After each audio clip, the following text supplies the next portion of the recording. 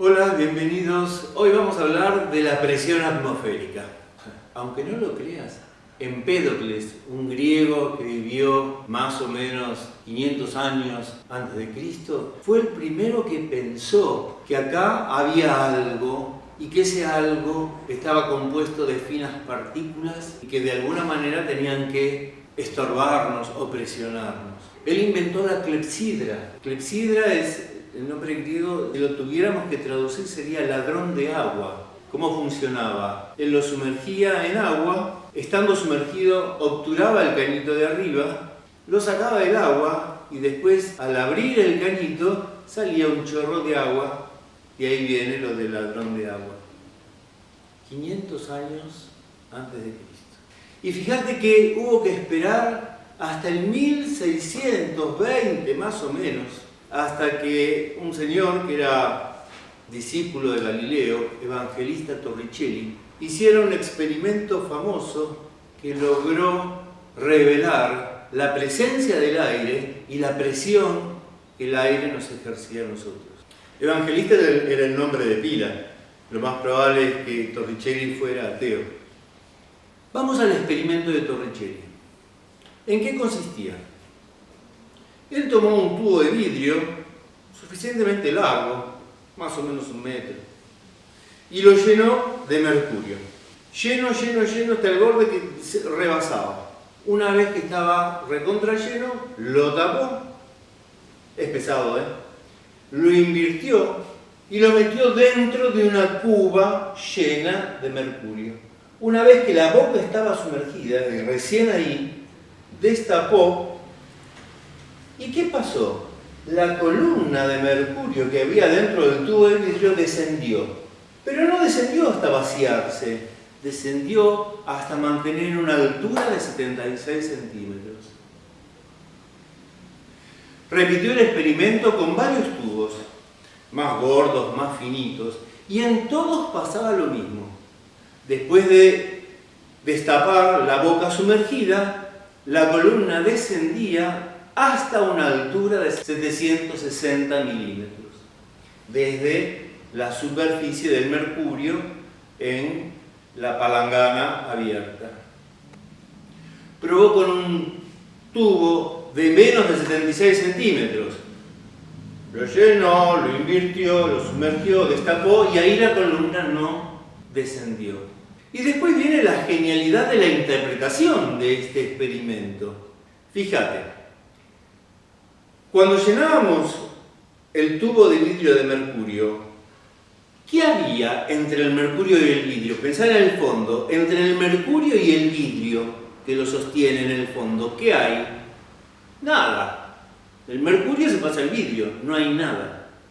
Entonces, cuando se invierte y la columna de mercurio desciende, ¿qué queda en ese espacio? Nada, ¿ok? Hay gente que le gusta decir vacío, pero es mucho más entendible si decís no hay nada. Perfecto. Si no hay nada ahí adentro, no hay nada haciendo presión, ni sobre la superficie del mercurio metido ahí adentro, ni sobre las paredes del tubo vacío. Entonces la presión en ese lugar vale 0, sin lugar a dudas. En el fondo del tubo, descendiendo por el mercurio, la presión se puede obtener fácilmente utilizando el principio general de la hidrostática, que decía algo así como que la presión en un punto cualquiera del seno de un líquido es igual al peso específico del líquido por la profundidad. Entonces, en ese punto, la profundidad es 76 centímetros. El peso específico del mercurio se puede conocer fácilmente, lo conocemos, ahí lo tenés, y eso nos da una presión en el punto B que es igual a la presión en el punto A, también por el principio general de la hidrostática. A igual nivel dentro de un mismo fluido, la presión es la misma. La presión en el punto B es igual a la presión en el punto A. Y la presión en el punto A es la presión que ejerce el aire sobre la superficie de la palangana abierta. o de la cubeta más elegante. Esa no es otra cosa que la presión que ejerce toda la atmósfera. La presión del aire acá, en este lugar, es la presión atmosférica.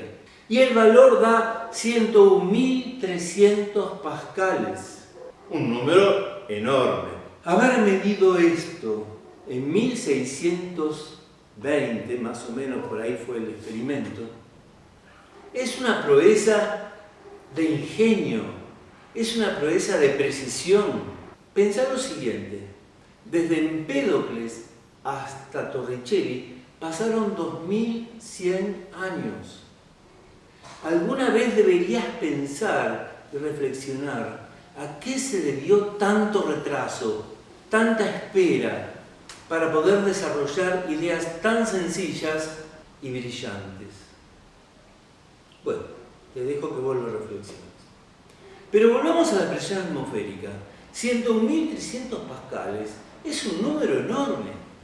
Imagínate que tenemos una mesa común y silvestre y que tiene un área, la tabla de la mesa, un área de 1 metro cuadrado. La presión en ese metro cuadrado es equivalente a la presión que ejercería una pila de 10 autos. 10 autos, pobrecita mesa. Ese es el valor de 101.300 pascales. ¿Por qué no se rompe la mesa? Bueno, porque como el aire es un fluido, no solamente hace presión sobre las superficies horizontales del lado de arriba, también hace presión sobre las paredes, el techo y la parte de abajo de la mesa. Entonces, la mesita está en equilibrio. No se te ocurra montarle 10 autos arriba porque ahí sí que la rompes. Pero se banca la presión atmosférica porque también la presión atmosférica lo presiona a la mesa desde abajo. Por supuesto, con esta explicación no basta. Es difícil, muy difícil de aceptar que vivamos acá soportando semejantes presiones. Mira este chabón, representa al chabón humano.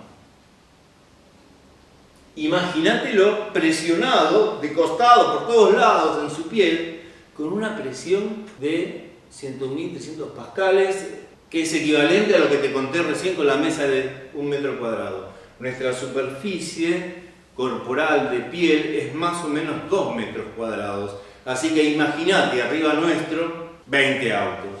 Bueno, ¿cómo es que no morimos aplastados? La explicación es muy sencilla. El motivo es que nosotros venimos de fábrica compactados a presión. Nos fabrican ya con una presión interna equivalente a la presión atmosférica. En realidad es un poquito mayor, no mucho, pero un poquitito mayor. De eso nos damos cuenta porque cuando nos pinchamos sale sangre, no entra aire.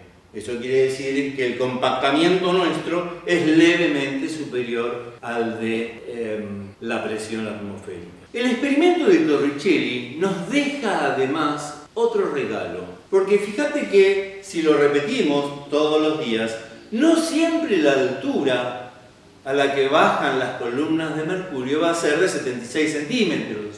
A veces va a ser un poquito mayor, a veces va a ser un poquito menor.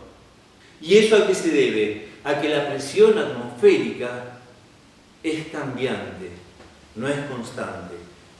Hay cambios leves, pero que son importantes.